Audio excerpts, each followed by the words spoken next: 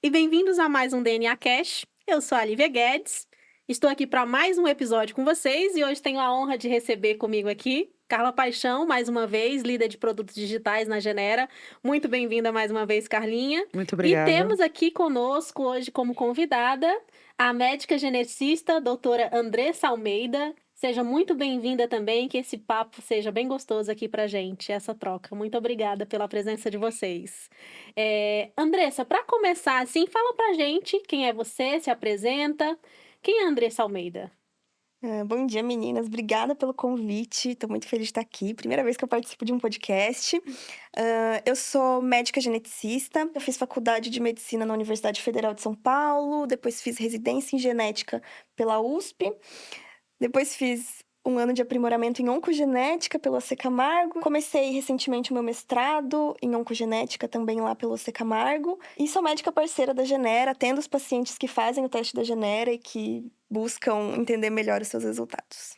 Já é de casa. E A Andressa já é uma Genera Lover. Exatamente. E conta pra gente como começou essa tua paixão pela genética. Bom, eu tava ali mais pro meio, pro fim da faculdade de medicina, e eu sabia que eu não gostava muito de sangue, que eu gostava de trabalhar com criança, mas não tinha ainda muita ideia, muita certeza do que eu ia fazer. E conheci o meu namorado, que hoje é meu marido. Para quem não sabe, meu marido é o Ricardo, que é um dos cofundadores da Genera. E ele já trabalhava com genética há alguns anos e sempre muito animado, sempre contando um monte de coisa do trabalho, de genética. E eu, naquela época, assim como vários outros médicos, outros colegas, nem sabia que genética era uma especialidade médica. E ele sempre falava aquilo com muito interesse, sempre muito animado. E acabou virando uma inspiração para mim, me incentivou bastante, virou uma referência para mim de uma pessoa, de um médico que gostava muito do que fazia. E depois disso, eu busquei conhecer alguns serviços de genética, fui em alguns hospitais universitários para tentar conhecer o serviço, entender como era o dia a dia. E gostei muito, é um trabalho que você lida muito com criança, que é algo que eu gosto. E acabei me apaixonando e me encontrando aí. Maravilha. Nossa, mas deu pra perceber mesmo, assim, que você se encontrou na oncogenética, né? Você já tá na segunda especialização. E é um tema tão importante de ser falado e ser literalmente democratizado, né? A gente sabe que a genética não é um assunto comum. Genética não é um assunto de padaria, né? Que a gente, de fato, vai na mesa do bar e conversa sobre isso. Então, são temas difíceis que as pessoas precisam entender mesmo. Eu sei que você começou um trabalho maravilhoso nas suas redes sociais, explicando ali, literalmente levando esse conhecimento de uma forma mais acessível. E como tá essa tua troca agora? Como é que esse processo criativo, essa relação com o público? Então, hoje, ainda na genética, a maioria dos pacientes, quase todos os pacientes que eu recebo, são pacientes que vieram encaminhados de alguma outra especialidade. Então, muita gente ainda não sabe quando é que tem que procurar um geneticista. É super comum, a pessoa vai, às vezes, mesmo encaminhada, ela não sabe por que ela tá lá direito. E isso é super recorrente, então eu acho que eu e outros colegas geneticistas, a gente tem muito esse trabalho de tentar explicar para o público quando é que eles precisam de um geneticista, entender quais são as situações em que ele pode se beneficiar de uma consulta como essa.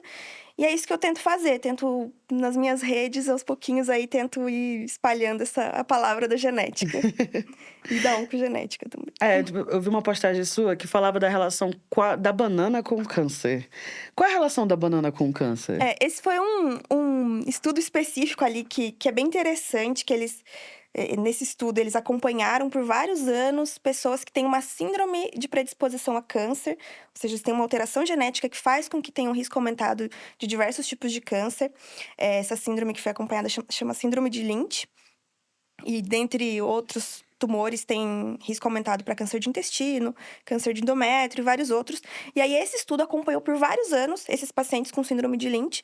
E um dos braços do estudo deu para um grupo de pessoas amido resistente, que é um nutriente. Amido resistente, que é um nutriente encontrado na banana meio verde, em outros alimentos também, mas na banana ali meio verde. E versus placebo. Um grupo recebeu o amido resistente e outro grupo recebeu o placebo. E aí, ao final de alguns anos, acompanhando esses pacientes, se percebeu que esses que receberam o amido resistente desenvolveram menos tumores. Certo tipo de tumor, assim. Então, perceberam essa associação e foi bem legal. E, enfim, e aí isso faz a gente pensar que talvez vale a pena incluir esse nutriente no dia a dia e tudo mais. Foi basicamente isso. Eu Eu achei gosto bem muito de banana meio verde. Meu, Eu não gosto dela madura, muito doce. Eu prefiro ela, tipo, quase madura. Não sabia sério. disso, importante. Os meus pacientes, eu tenho alguns pacientes que eu acompanho com essa síndrome de Lynch que não, não curtem muito, não. Eu Então, prefiro ela mais, tem aquela, tipo, travosa, né? Ela aham, trava um pouco ali no sabor, eu É uma banana prefiro. meio caju, né? Que você come. É, entendo. Sim. mas tem outras fontes aí de amido resistente, então sempre que eu tenho um paciente que tem essa síndrome, eu acabo encaminhando para nutrição também, para fazer esse trabalho conjunto. Legal. Nossa, que Interessante legal. saber, né? Com certeza. Mas é engraçado porque realmente, né, existem tantos alimentos assim, tantos estudos falando sobre isso, mas essa questão da linguagem científica e conversar sobre isso realmente é complexo, né? Pra gente falar sobre genética e falar sobre essas coisas, sobre substâncias diferentes. Hoje, em muitas universidades também tem muito curso de assessor científico ou jornalista científico, que é justamente a intenção de democratizar toda essa linguagem. Poxa, o trabalho da Andressa é importantíssimo para você entender a importância desse profissional na sua vida. Só que isso não é conversado, né? Infelizmente. Muito obrigada por trazer essa conversa para mesa e para as redes sociais, né? Tentar, de certa forma, aí, tornar isso mais massivo. Meninas, um dos propósitos que temos hoje na Genera é levar informações, né? Não só genéticas, como também envolvendo essa questão do DNA, para democratizar cada vez mais e deixar de forma abrangente também essas informações para o público. Sempre a pergunta que a gente tem aqui, né, Carlinha, para os nossos convidados, é essa questão da curiosidade sobre se o nosso convidado já fez o teste da Genera. Você já teve a oportunidade de fazer o teste da Genera? Conta pra gente um pouco também dessa tua experiência. Já fiz há vários anos, inclusive foi o primeiro presente que meu marido, na época não era nem namorado, foi o primeiro presente, um dos primeiros presentes que ele me deu. Então eu fiz o teste da Genera já faz muitos anos. E tinha toda uma expectativa, porque eu só fui conhecer meu pai há 2 anos. Então eu não conhecia nada do meu histórico familiar paterno. Eu sei dizer sobre risco de doença, um monte de coisa que acontece na minha família materna, mas a família do meu pai não sabia nada. E também, enfim, tava nessa expectativa de encontrar parentes e tudo mais. Então foi bem interessante. Até hoje eu sempre vou lá buscar, ver se tem parentes novos que apareceram e aparecem. Então eu tive essa experiência que foi bem legal, já faz um tempo, e que eu gostei bastante. Eu também faço muito isso, esse movimento. Eu sempre volto na plataforma da Genera para ver se eu sou herdeira de alguém. Sempre tem a esperança de aparecer uma pessoa. Olha só, tá aqui uma fortuna, você é a princesa de Genóvia. Toda vez eu vou nessa expectativa, mas é engraçado que eu também tenho um pouco conhecimento da família do meu pai. E essa questão de ter visto no teste da Genera todas as outras predisposições ou alguma característica assim que justificasse algo já era um conhecimento que você não tinha ali, né? Inclusive, descobri que, assim como, sei lá, 90% dos brasileiros, isso não é um dado de verdade, mas eu serei intolerante à lactose eventualmente. Então, eu estou aproveitando todo o queijo que eu posso comer hoje. Faz bem. É. Mas teve alguma coisa no seu teste que você não esperava e foi uma surpresa pra ti?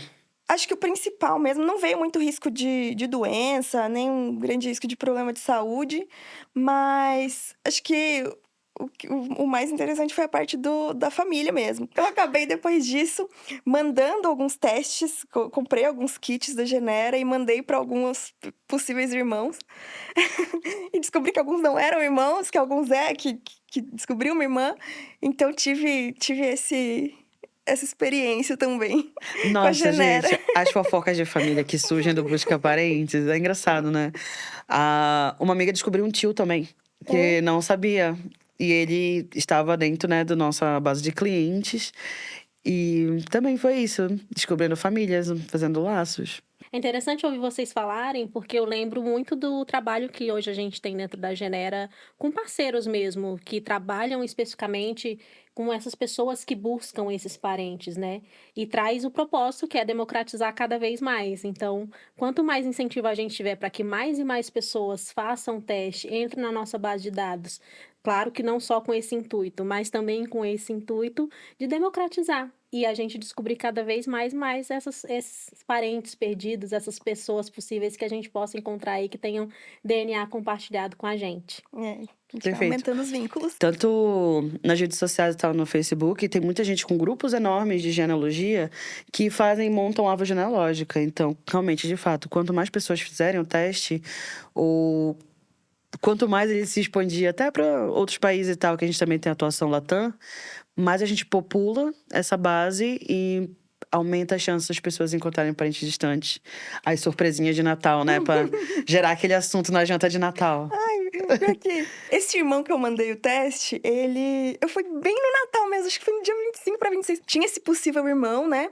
E aí eu descobri ele e tal. E aí a gente foi se falar, era véspera de Natal ou um dia depois do Natal. E foi uma conversa super emocionante no telefone. Ele ainda não tinha feito o teste. Foi uma conversa super emocionante, chorei e tal. Falei, nossa, encontrei um irmão. E aí no fim não era. Não Mandei o teste era? pra ele, não, esse não era irmão. Ah. Mandei o kit pra ele e tudo mais. Aí no fim não era irmão. Esse chorei e tal. Ele chorou Mas é engraçado que foi no Natal. Ficou bem cinematográfico, assim, né? Mas foi era parente marcante. de alguma forma? Não era nada. Mas a conexão foi verdadeira. A conexão foi verdadeira. Sim, o que vale é a intenção. É. Bem, atenção. Mas encontrei minhas irmãs também, que são Ai, que ótimas. legal. Você tem quantas irmãs? Então tenho duas, que eu saiba, né? 2 irmãs por parte de pai. Certo. Eu vi que você também fez o teste da Eva, né? A Eva, filhinha pequena da Andressa, a primeira Sim. filha. A gente voltou da maternidade, o Ricardo, meu marido, já tinha um teste já comprado, inclusive da nossa próxima filha, já está lá em casa também. Será que o Ricardo é ansioso? Eu fico me perguntando. Pouquinho. Um pouquinho. E aí ela fez, acho que ela não tinha nem uma semana de vida ainda. Fez o teste e foi bem legal e tal. A gente, claro, como geneticistas, a gente sabe lidar com aquelas informações. Então, assim, no sentido de não ficar ansioso e tal, porque quando a gente faz um teste, a gente é adulto, né? E descobre ali um risco para alguma coisa que pode ser mais ou menos grave. Uma coisa é a gente saber dessa informação pra gente, outra é a gente saber disso pro nosso bebezinho. Então, nem sempre acho que as pessoas podem lidar bem com essa situação. Então, inclusive, quando a pessoa vai fazer um exame genético numa criança, acho que é importante que os pais passem por um geneticista antes. Não é pra ser algo que vai virar um estresse na família, que vai gerar ansiedade e tudo mais, com preocupações excessivas. É mais por autoconhecimento mesmo. Então, acho que E um cuidado, né? e um cuidado a mais. E levar isso como mais uma informação e não como um fator de estresse. Mas sim, a Eva fez bem no comecinho da vida, a gente viu ali alguns riscos para ela. E a gente leva isso em conta, de tempos em tempos a gente dá uma olhada lá se tem alguma coisa que precisa investigar, mas tudo bem tranquilo. E a habilidade matemática da Eva? Esse é o Como mais responder? engraçado. Eu acho que todo mundo fala isso, assim, geralmente quem cursou alguma coisa de humanas ou trabalha numa área mais de humanas, sempre olha para isso com muita atenção. Olha para a habilidade matemática com a mesma atenção que olharia para a escala de risco genético. Porque quer provar assim, olha só, tá vendo? Eu não fiz engenharia. Meu caso. Porque Tá aí o motivo. tá aí o Eu motivo. sempre sofri nas aulas de química e física e matemática. Tá explicado. História, geografia, redação, português, todas as áreas de humanas eu ia muito bem, mas as áreas de exatas sempre era um parto para poder conseguir passar. Muito engraçado. E a ancestralidade da Evinha? Italiana? Ela tem uma boa parcela de indígena, porque eu tenho. A minha mãe, acho que é 1/4, e eu herdei ali um tanto, acho que eu sou 1/5. E ela herdou uma quantidade considerável ali também. E super italiana, né? Claro. Maior parte italiana e uma partezinha indígena. Eu também sou 1/4 indígena. 1/4 indígena. Sim. Eu acho que no episódio passado, pra quem assistiu, eu tinha comentado que eu sou o suco do Brasil. 40% Europa, quase 30% ali, 25 a 30% indígena, e o restante africano. Assim, o suco do Brasil, da história do Brasil. Mas é legal, assim, você descobriu alguma coisa sobre a Evinha, assim, que foi importante pra tua mudança de cuidado com ela pra uma atenção maior? A gente viu que ela tem um risco aumentado para doença celíaca. O Ricardo também, ele é super cuidadoso, ele faz de tempos em tempos exames. A gente nunca investigou nada, ela teve aí um período da vida que tava com uma dificuldadezinha de ganhar peso, que a gente até pensou, será que tá se manifestando uma doença celíaca? Mas a gente acabou nem investigando isso, não foi necessário. Mas acho que é um dos principais pontos de atenção aí, esse risco aumentado que ela tem para doença celíaca. É importante lembrar que o nosso teste ele pode ser feito por pessoas de todas as idades. A gente ali, 30 a mais, também. Uma semaninha de vida já estava com suave na boca, não tem restrição de idade. O resultado ele não se altera com o tempo. Ele sempre vai ser o mesmo resultado, então é um resultado que você tem para a vida toda. Genera sempre lhe acompanhando. Sabe que isso é uma dúvida que os pacientes sempre trazem, de se você faz o exame depois que teve uma doença, ou se você faz antes de ter uma doença, se você faz de idades diferentes, se esse resultado muda. É uma dúvida bem recorrente. Pra gente que lida com isso, às vezes a gente até esquece de comentar, porque acaba pra gente ficando uma coisa mais óbvia, assim, mas é interessante que é uma dúvida real dos pacientes, a gente É. sempre aborda isso.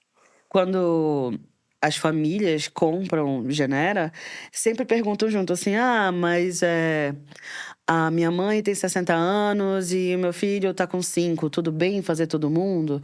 Tudo bem, só tomar o cuidadinho de botar todo mundo seu suave no envelope correto, tá tudo tranquilo, não tem restrição de idade. Só não misturar as amostras, né? Só não misturar as amostras, por favor.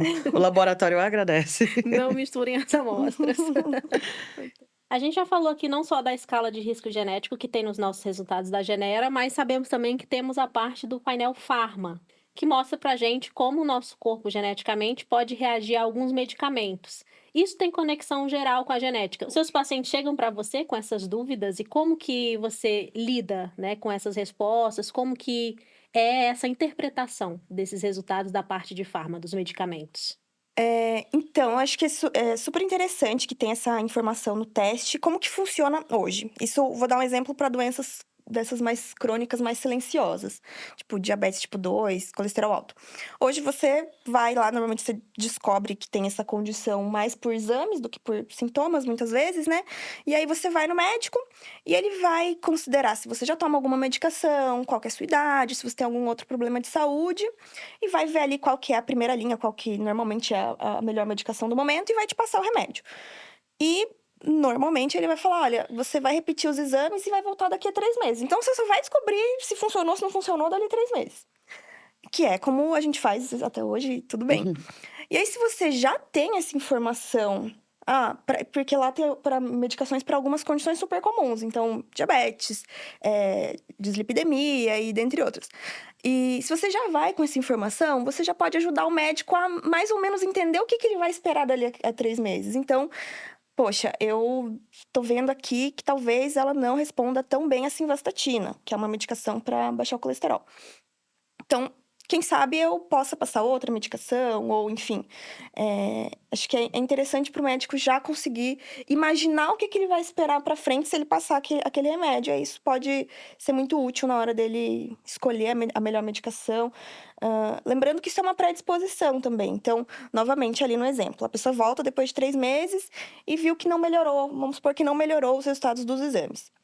Aí o médico ele tem alguns caminhos. Ele pode associar uma medicação, ou ele pode trocar totalmente a medicação, ou ele pode aumentar a dose daquilo que ele já passou. Então, você ter ali, se tá dizendo ali no exame que você talvez não responda tão bem aquele remédio, não significa que você definitivamente não pode tomar a medicação. E sim que talvez você precise desses ajustes aí, que o médico vai saber conduzir da melhor maneira.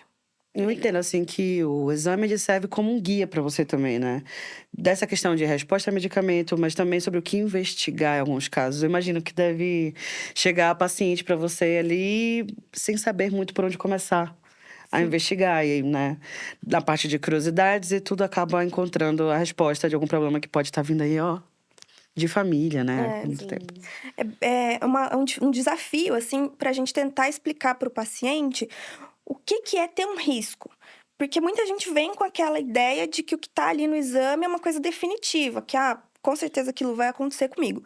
E aí é o nosso trabalho e tudo mais, explicar o que é ter um risco, o que significa. Então, um exemplo que eu sempre dou é: eu tô diante de uma pessoa que fuma e uma pessoa que não fuma. E eu só tenho essa informação sobre essas duas pessoas, que uma fuma e a outra não. Tudo que eu consigo dizer é que a pessoa que fuma tem um risco aumentado para desenvolver, sei lá, câncer de pulmão comparado à pessoa que não fuma. Eu não consigo, com essa informação de um fuma, outro não, dizer se a pessoa que fuma vai ter câncer de pulmão se a pessoa que fuma já teve câncer de pulmão ou se ela está com câncer de pulmão. Não consigo dizer nada disso. E da outra também, não consigo dizer se ela vai ter, se ela tem ou se ela já teve um câncer de pulmão. A única coisa que eu consigo dizer é: você tem um risco aumentado.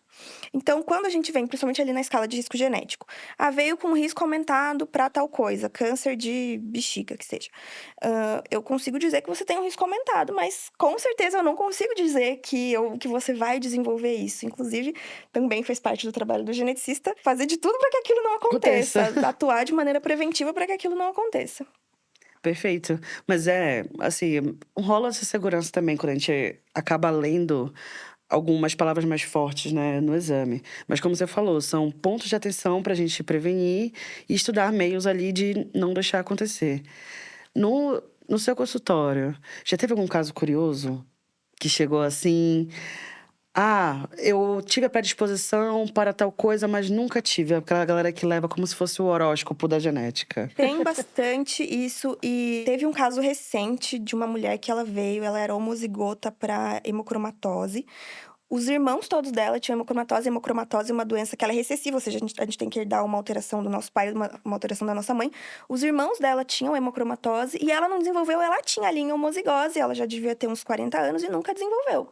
Então, foi uma situação bem curiosa que aconteceu e, enfim, a gente vai acompanhando ela com exames e tudo mais, mas ela não tinha nenhuma manifestação. Um outro caso que eu recebi também recente, uma mulher super saudável, ela devia ter uns 40 e poucos anos também, super saudável, academia 6 vezes na semana, alimentação perfeita, super regrada ali nos seus hábitos de vida, um estilo de vida bem tranquilo, sono bom, tal, tudo certinho, tudo que todo mundo quer ser. Né? Um grande sonho. Tudo que todo mundo queria ser. E ela vinha há 3 anos, e ela tinha um risco aumentado para diabetes tipo 2. E ela vinha há alguns anos, se não me engano, que ela trouxe de exames para mim, 3 anos seguidos, assim, que ela vinha com uma alteração num exame que chama hemoglobina glicada, que é um dos marcadores aí de risco um dos marcadores para diabetes, pré-diabetes. E ela vinha com isso alterado, vinha com esse nível alto há pelo menos 3 anos. E aí, toda vez ela passava nos profissionais e falava: não, mas só você fazer atividade física e se alimentar bem. Fazer atividade física e se alimentar bem. A mulher tava ali já, uma maratonista, não tinha mais o que ela pudesse fazer. E continuava ali com aquele valor alterado. Então, e tinha o seu risco genético. Então, acho que isso é um claro exemplo de como a genética também, às vezes, se manifesta. Mesmo a gente fazendo tudo direitinho, às vezes isso pode acontecer. E no caso dela, já fazia todo sentido ela entrar com medicação. E aí foi o que a gente fez. Mas, às vezes, quando você só tem aquela informação ali de nossa, ela é atleta e tudo mais, isso não deve ser nada, e Você acaba nem não valorizando. imagina. Enfim, ela tem um risco genético e provavelmente por isso que o estilo de vida dela não estava contribuindo para melhorar esses valores. Então, foi um caso interessante que a gente entrou com medicação para ela. É importante ele sempre lembrar, né? Porque é a união de tudo. É a sua genética, são os seus hábitos, é o meio que você tá inserido, onde você vive. A moça que você tá falando aqui, ela quase tava com o espírito elevado, né? Ali da saúde. Mas acontece, é importante a gente ter esse conhecimento em mãos também. Sim. Até mesmo porque a predisposição, ela não determina, mas ela pode chegar a acontecer. É realmente essa predisposição, né, que a pessoa tem geneticamente ali, que é o que o teste indica. André, são um dos pontos, né, que a gente tem com os nossos resultados, muitas vezes que os clientes recebem, é essa questão da interpretação. E ao te ouvir falar, desperta essa importância que tem da questão da tua área de atuação, que é a genética, né? Por ser uma médica geneticista. Porque muitas vezes, eu posso levar o meu resultado lá na minha ginecologista, porque já aconteceu comigo. Poxa, eu fiz um teste genético e deu que eu tenho um risco aumentado para câncer de mama.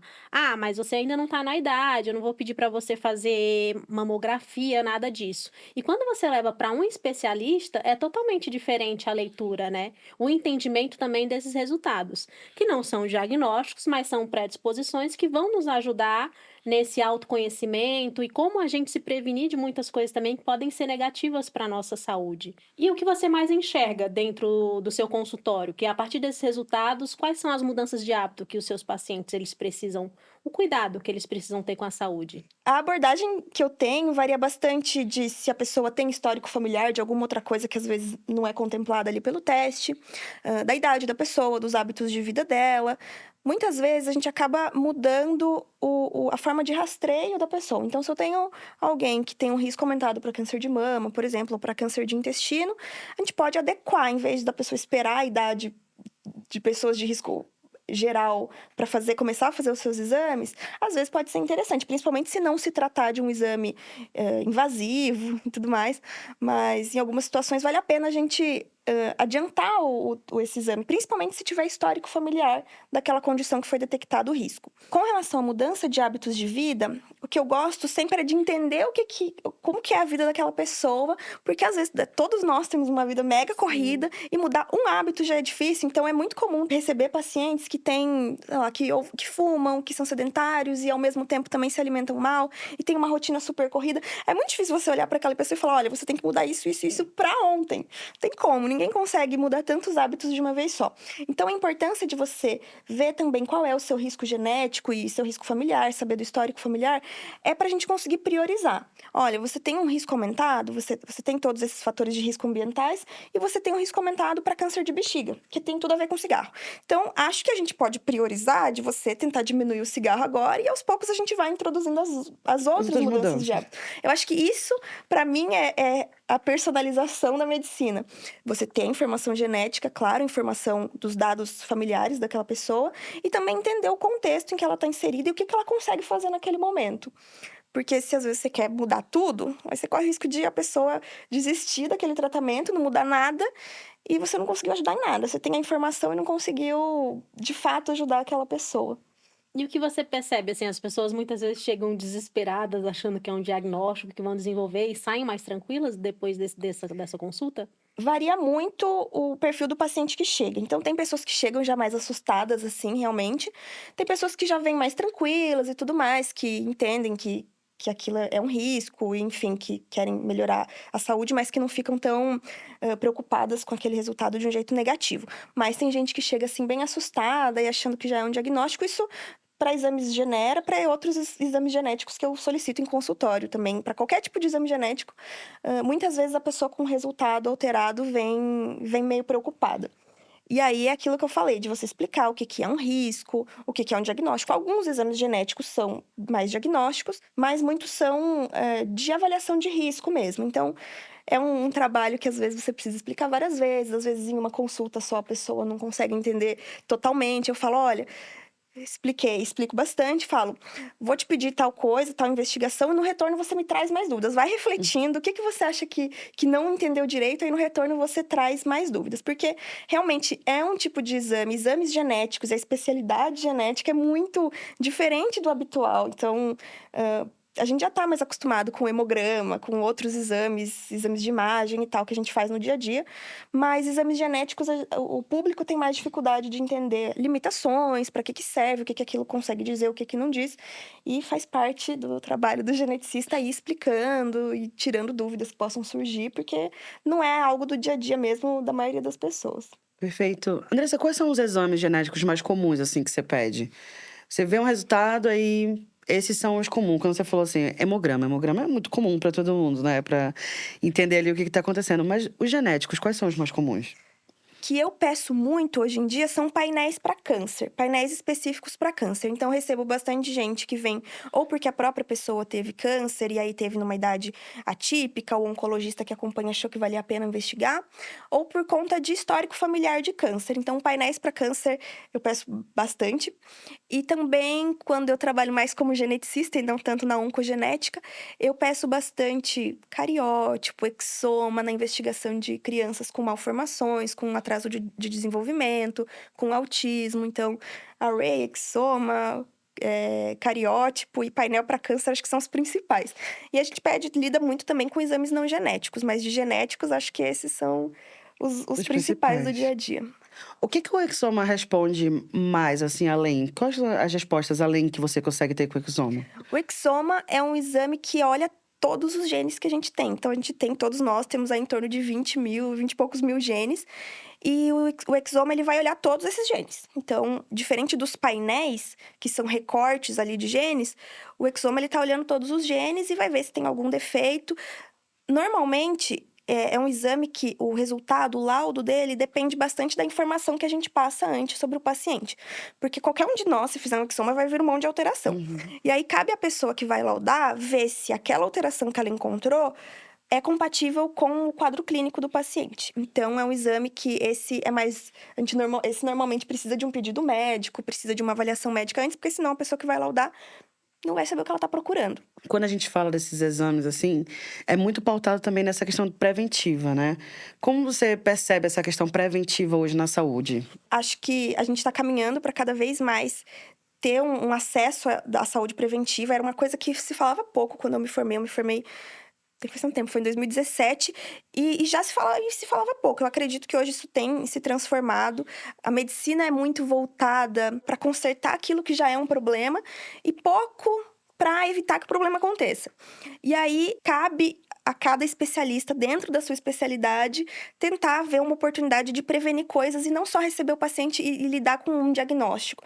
Todo mundo que tem já um diagnóstico tem alguma coisa para prevenir, para evitar outros diagnósticos. Então, acho que todos nós, como profissionais de saúde, não só médicos, a gente deveria agir de uma forma a prevenir outras coisas para além daquilo que o paciente já traz para a gente de diagnóstico confirmado. Perfeito. A gente se fala muito hoje de medicina 4P. E medicina 4P, para quem não sabe, é personalizada, preventiva, preditiva e proativa. Então, também cabe a nós, né, buscar essa informação, esse autoconhecimento e fazer, de fato, ali as nossas pequenas mudanças no dia a dia. Como em outro episódio a gente conversou com a nutricionista, e você falou dessa mudança de hábito. Isso é realmente muito difícil. É muito fácil desistir de uma dieta. É muito fácil desistir de acordar cedo para correr, qualquer coisa assim. Não sou da corrida, mas eu sou da dança. Então, assim, se lembrar realmente, né, de participar também dessa mudança. Não é só uma ida no médico que vai solucionar todos os meus problemas. A gente realmente precisa ter mais essa participação. Andressa, quando a gente abre o nosso painel de escala de risco genético, ali tem vários velocímetrozinhos ali apontando essas porcentagens de risco com a população brasileira. Você, como médica geneticista, como que você lê esse resultado? O que ele significa? Então, esse tipo de análise de DNA, que chama escala de risco genético ou score de risco poligênico, ele vai avaliar vários pontinhos do DNA que são mais comuns na população e vai fazer uma análise estatística ali com base no somatório de alteraçõezinhas que você tem. Diferente de a parte doenças genéticas, que é uma coisa mais categórica, ele vai olhar um ponto de um gene e vai ver se naquele ponto você tem alteração sim ou não. Aí, na escala de risco genético, não. É um somatório de várias características genéticas que a gente herda um pouco da mãe, um pouco do pai. Individualmente, essas características genéticas aumentam um pouco o nosso risco de desenvolver alguma coisa. Então, a gente entende mais ou menos assim. Tem diversos fatores de risco para uma determinada condição de saúde acontecer. Então, vamos imaginar que uma condição de saúde, para ela acontecer, ela tem que transbordar um copinho de água. Então, tem lá um copinho de água. Vai ter uma quantidade de fatores ambientais que são responsáveis por encher um tanto ali do copinho de água, que aumentam o risco para aquela condição acontecer. E vai ter alguns fatores genéticos também. Então, lá eles sempre colocam que o quanto daquilo que foi analisado preenche o copinho de água. Então, esse risco que você tem aumentado preenche um copinho de água para o desenvolvimento dessa condição em 10%. Outros fatores genéticos que não estão sendo analisados correspondem a tantos por cento. Isso é uma coisa que é sempre importante de abordar, que olha, a gente está vendo uma quantidade de risco genético, mas a gente não está vendo tudo. Isso está escrito aqui, que tem outros fatores genéticos que não estão sendo analisados, que também preencheriam um pouco desse copinho, e outros fatores ambientais. O que a gente vai conseguir modificar aqui é essa porcentagem dos fatores ambientais para que o seu copinho não transborde. Que é o que a gente tem um controle de fato. Que é o que a gente tem o controle de fato. Andressa, você atende ali na nossa plataforma Multi, que é a nossa plataforma de atendimentos multiprofissionais, que a gente conta com nutricionistas, historiadores, médicos geneticistas. E como é a sua experiência ali com o nosso paciente genera? É um estilo de paciente muito interessante, que vem já bem cheio de curiosidade. Essa é uma situação diferente do que eu tinha comentado antes, que esses pacientes não vêm encaminhados, né? Eles vêm por livre e espontânea vontade. Então, são pacientes que muitas vezes já pesquisaram e tal, e já trazem outras informações. Muitas vezes trazem outros exames já que eles já fizeram, genéticos ou não. Então, é um estilo de paciente bem instigante, assim, de trabalhar, porque são pessoas muito curiosas, fazem muitas perguntas. E eu gosto bastante, adoro. Nossa, mas o perfil da pessoa, né, que compra a janela e faz o teste é um perfil curioso. levar esses outros exames ou saber um pouco mais desse conhecimento, assim, chamar de conhecimento global, ajuda ou não ajuda na hora do atendimento? Ajuda muito. Eu acho que se a pessoa já fez, já tem outros, seja diagnósticos ou outras investigações, ou outros pareceres, isso sempre ajuda no raciocínio, entender se talvez aquilo que a pessoa já traga de exames vincule com algum resultado que veio no teste da Genera. Acho que é sempre bem positivo. Dá uma clareada mais no Dá uma mapa, assim. clareada a mais. Perfeito. Meninas, que papo gostoso que a gente teve aqui, mas a gente já está se encaminhando aqui para o final. Queria deixar o espaço, Andressa, para você falar um pouco de como te encontrar nas redes sociais, como que a Andressa hoje está no mundo digital. Eu adorei o papo, foi muito gostoso. E para me encontrar, para tirar dúvidas, eu tô no Instagram como geneticista.andressa e no TikTok, porque sou moderninha, como geneticista_Andressa no TikTok. E no LinkedIn, Andressa Almeida. Carlinha, muito obrigada por estar aqui comigo mais uma vez. É sempre uma troca maravilhosa. Muito obrigada mesmo pela sua presença. Eu que agradeço, assim, sem palavras para dizer também a gratidão de estar aqui conversando um assunto tão gostoso, falando sobre como a gente pode mudar vidas de uma empresa assim maravilhosa. Muito eu que agradeço.